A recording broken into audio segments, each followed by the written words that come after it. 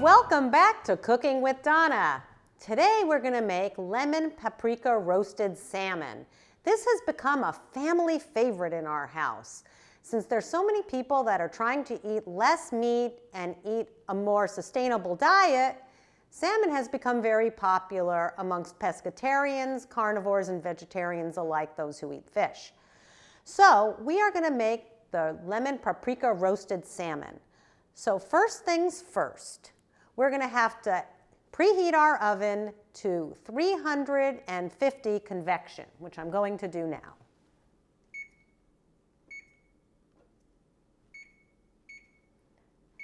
If you do not have a convection oven, you're going to want to preheat your oven to 375. So first thing we're going to do is we can line our baking sheet. I like to line with parchment paper. Things slip right off, and it's easy to compost and doesn't create a lot of garbage. So what we're going to do is we're going to mix in our small bowl. We need the zest of 1 lemon and the juice of 1 lemon. So what we're going to do is zest and juice first. So what I like to do when I zest, I have this microplaner that's a zester, and you take your lemon and you make sure to get your fingers away from where the zester is, because you don't want any skin zested into your salmon. And you're going to want to lightly scrape the skin of the salmon on your microplaner, and you're just going to want to go all over the lemon and get down to the pith. It's okay if you get down to the meat of the lemon, no problem there. But you just want to go all the way around.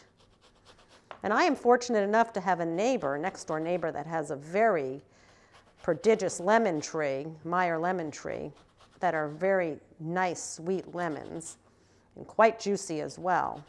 And I am very lucky because I can go over any time I want and fetch some nice fresh lemons for anything I'm making, which is great. It smells delicious. So I'm zesting. That looks like it's good. And we take our zest and we're going to put it into our bowl. So we're just going to slip it right in there. Then next, we're going to need the juice of 1 lemon. But we're only going to put half the amount of juice in at this point, and the rest we're going to sprinkle on when the salmon is done.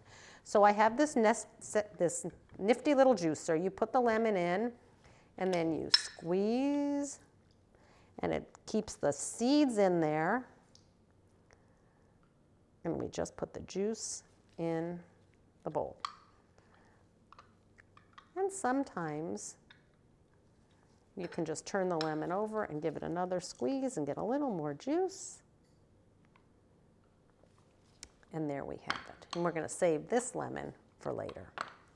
Now, to our zest and our lemon juice, we need to add a teaspoon each of smoked paprika and garlic powder.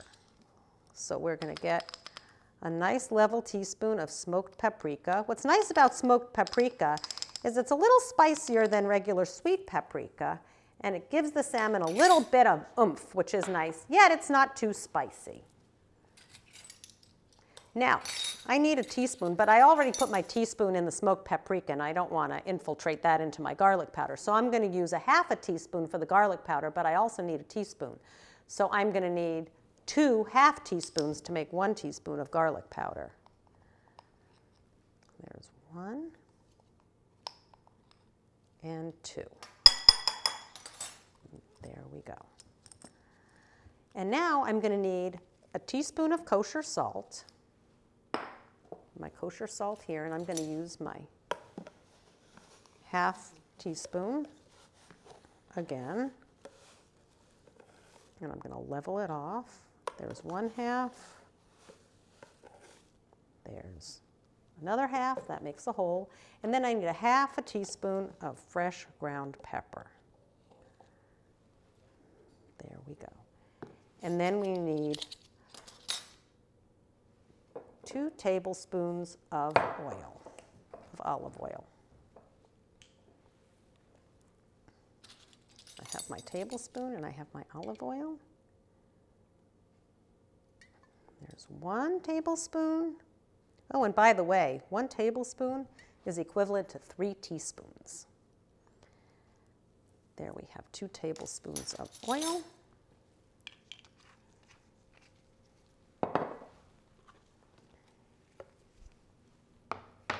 And now what we're going to do is we're going to take and we're going to mix this all up and make like a paste.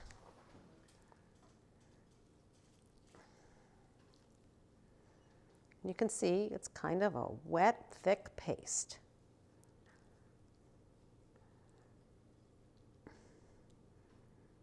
And what we're going to do is we're going to take our salmon. I like to wear gloves when I'm touching fish because it's often kind of a little bit smelly no matter how fresh it is. It's not a great smell.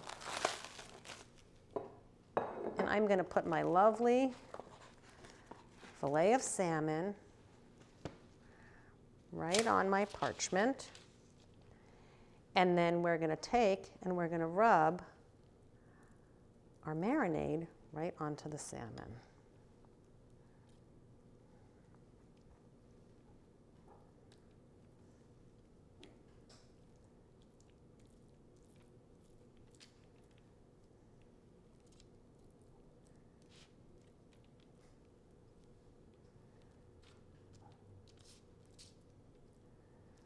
And you want to get it all over, nicely coated.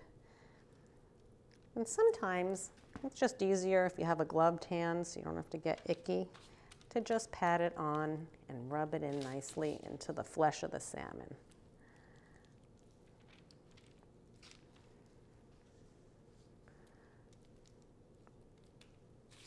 So we often serve this for a quick weeknight meal, but it's also become a real favorite during the Jewish holidays. A lot of times I will make a brisket or chicken for the holidays, but some people don't like to eat too much meat, and we have someone in the family who now has gout, so eating red meat is not allowed. So this is a nice alternative for those folks who don't eat red meat. So now that we have our salmon all ready to go, we're going to pop it into our 400-degree oven. So we're going to go and do that right now.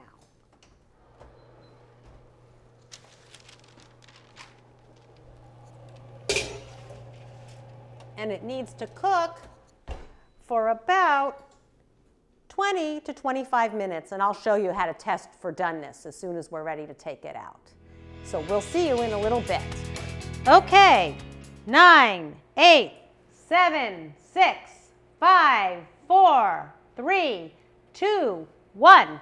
Let's check our salmon. And we want to get to 145 degrees. Let's see, with our instant read thermometer.